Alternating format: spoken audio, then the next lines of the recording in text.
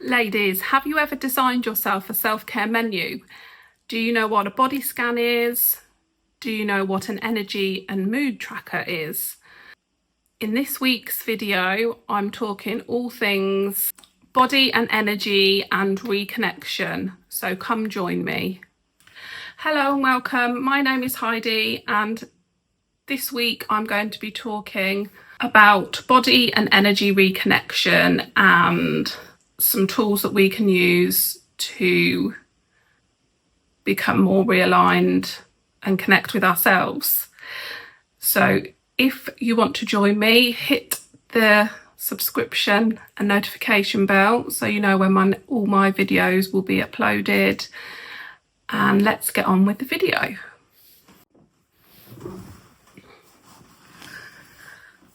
Right, now this week I have been busy. Looking at reconnecting and tracking energy, and then what we can do about the outcomes of those. And the first thing that I have done this week is an all-over body scan. Now, for anyone who is not familiar with a body scan, it's essentially, it can be used in meditation, it can be used anywhere by anybody. It's not just a perimenopause thing, where you sit and you try and relax, slow your breathing, and then you try and recognise any energy, pain points, tension or tightness in your body, or it might be that they're relaxed, any kind of sensations, and you kind of start from your toes and move all the way up, right up to your head. And then afterwards you just think about how you was feeling, and then you can either write down what you were feeling or just think about it. So I did that this week, and here I've got my outcomes of what I noticed, and this is what I used. So I will pop on the screen a copy of the body scan that I've designed so that you can take a look at that. And as you can see, you get a template, and on my template I have only actually noted 2 areas. Now this is something that you can do daily, weekly, whenever you feel like it. So I've circled my ears and my knees. So basically the outcome of my body tracker was, before I started the scan, I did feel really tired, but I did feel quite calm, and emotionally I felt content enough. But during the scan I noticed that I had tightness in my knees. They were kind of, felt tight. And then I had a lot of pressure in my ears. Now, one of my symptoms of perimenopause is tinnitus, and I could feel the pressure building. Now that day I do remember having like a nasty coffee, but it was a strong coffee. So I'd taken my daughter swimming, and me and my mum had got a coffee, and it was really, really strong, and it wasn't the greatest coffee. But yeah, I'm guessing that accelerated the tinnitus because I was feeling tired anyway. Yes, but that was the outcome. That's the notes that I'd made during my body scan. Now, the idea of doing the body scan during perimenopause is obviously just to recognise where you're feeling pain, because, you could even do it when you wake up in the morning before you get out of bed. Obviously, one of the symptoms of perimenopause is body pain anyway. Ideally though, I would probably not do it first thing. I would sort of get up and get my body moving first, but it's totally up to you when you would do it. But yeah, you just sit or lay. And what I can do actually is, I did take some footage because I had to do my body scan in my bedroom, and I considered laying down doing it. It depends how intentional you want to be. But actually I was relaxing in my bedroom and I sat and did it. I was sitting up, but I will put a bit of footage of what I looked like when I was doing my body scan the other day. Yes, and what I'm trying to say is, if you need to track how you're feeling within your body, or maybe how you need to take care of yourself, a body scan's very useful, because you will notice where you feel tight, whether it's in your knees, it could be your ankles, it might be that you feel completely fine on the bottom half of your body, it might be you know, that you feel tightness in your back or your shoulders, or you have back pain. But it's just a really good way of noticing what is going on with your body. Okay, so the next thing I'm going to talk about is energy levels, energy tracking, and I have also designed a tracker for that for myself, just to help me track what is going on. I've got it here. So I started off by, so it's an energy and a mood. It's a way to track your energy and your mood. So write down any words to describe how I felt throughout the day. So this is a good one to do probably at the end of the day, so that you can set some intentions for the following day. So yes, write down how you've been feeling throughout the day, any words or sentences. Then consider what self-care action that you've taken for yourself within the last 24 hours. So that could be things such as your quality of sleep, how you're eating, are you having a balanced diet, what sort of exercise you've done, have you been outside in nature, have you done any breath work? And then I went on to consider when I feel the most positive throughout the day, whether that's in the morning, in the afternoon, or during the evening. When do I feel most positive? And then I also wanted to track mood-wise if there are mood shifts, because obviously during perimenopause your mood can change within seconds, let alone minutes and hours.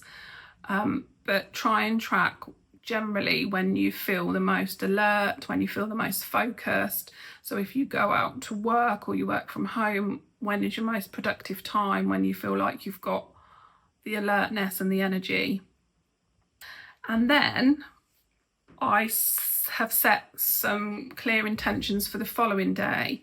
So you could do daily affirmations. So if you've tracked and you feel like things have felt quite negative, or your mood's been, you know, you felt quite irrational or erratic with your mood, can you set some intentions for the next day or the next 24 hours that's going to help you try and rectify that, or, you know, turn around your mood if you can? Just again, self-care things for the following day that can be improved.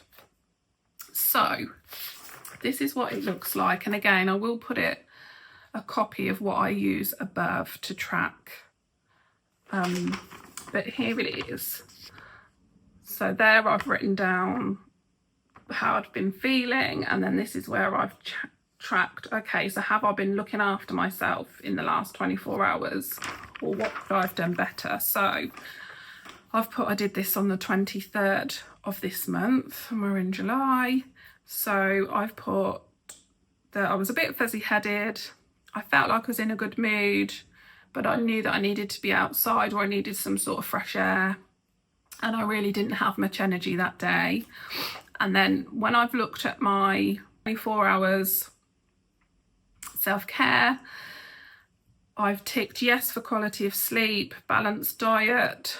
I've been eating things like pizza. I think because I felt like I've not got lots of energy, I've been eating things that you crave when you need more energy, but I have not been choosing the good stuff. So I'd had things like pizza and bread, you know, carby things.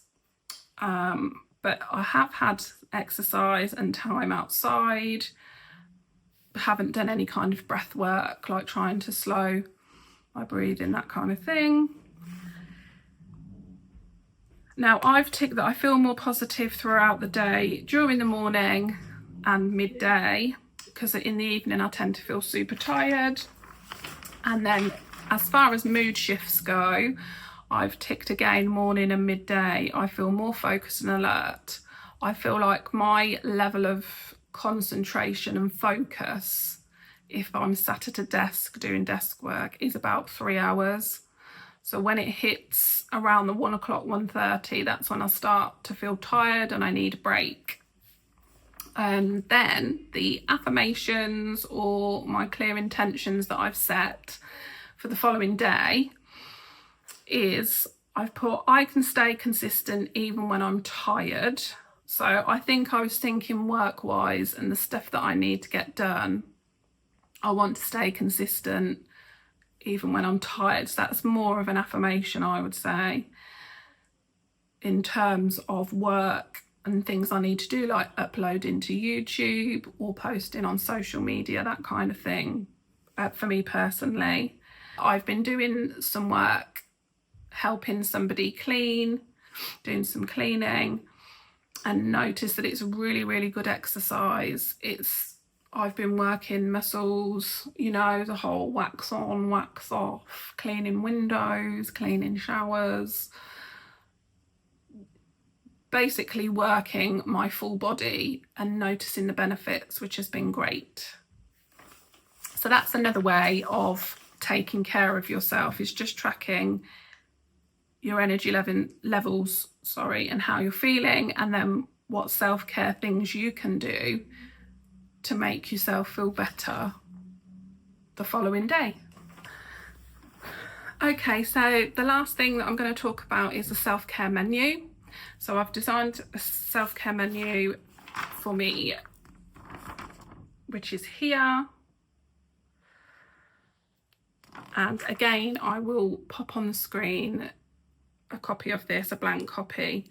Now, the idea of a self-care menu is to plan some time for yourself, any kind of self-care activities or rituals. It doesn't have to be a self-care menu for the day. I mean, if you've got a day off or you've set a day aside to do all those things, then that's fantastic.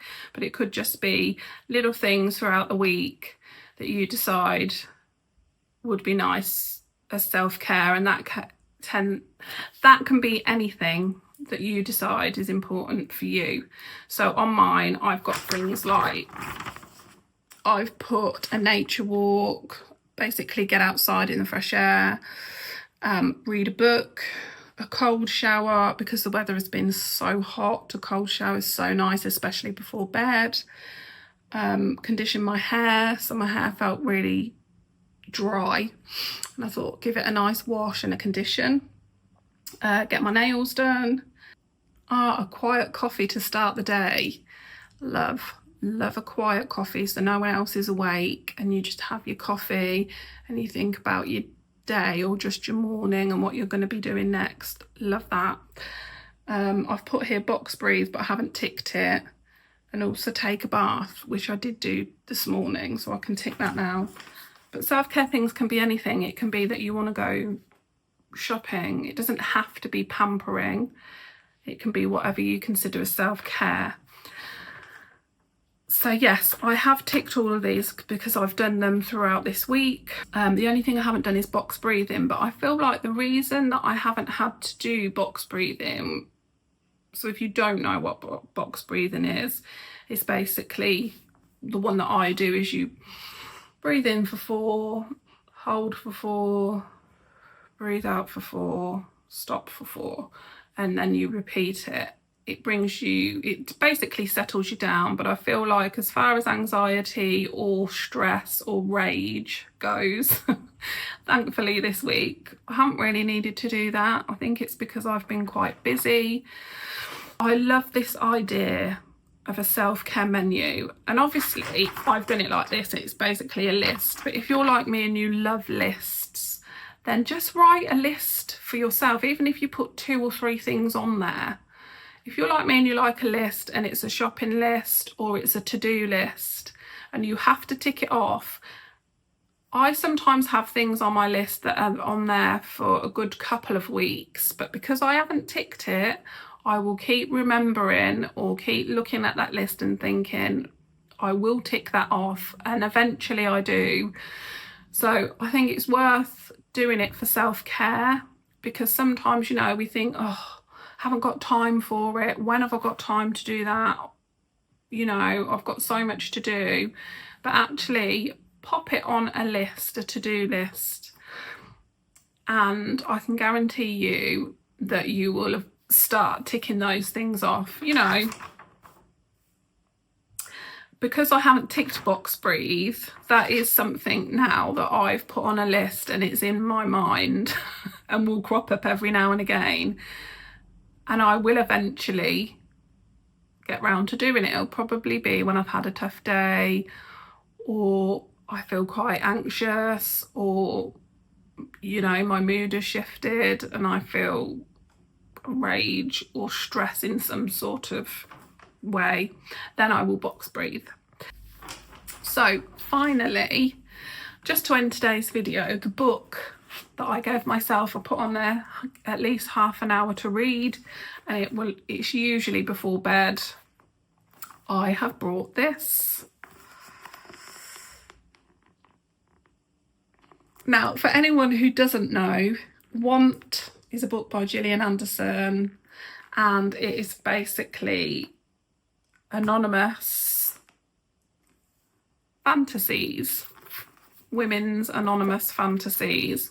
Now, she talks about a book that came out years ago, about 50 years ago, called My Secret Garden, that I hadn't heard of. I mean, I wasn't born 50 years ago, only just.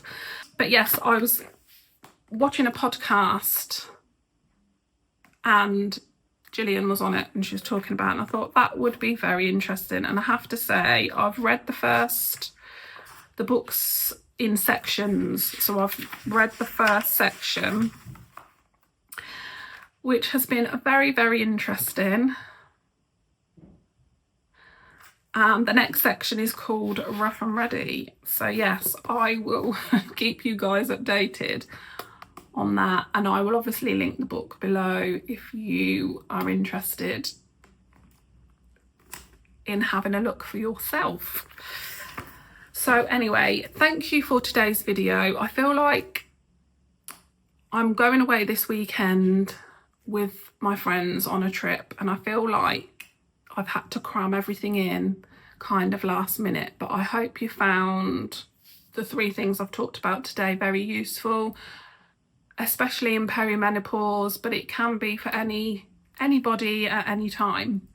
So thank you for watching. Please don't forget to subscribe and hit the notification bell so you know when my next upload is coming. Okay, thank you. Bye.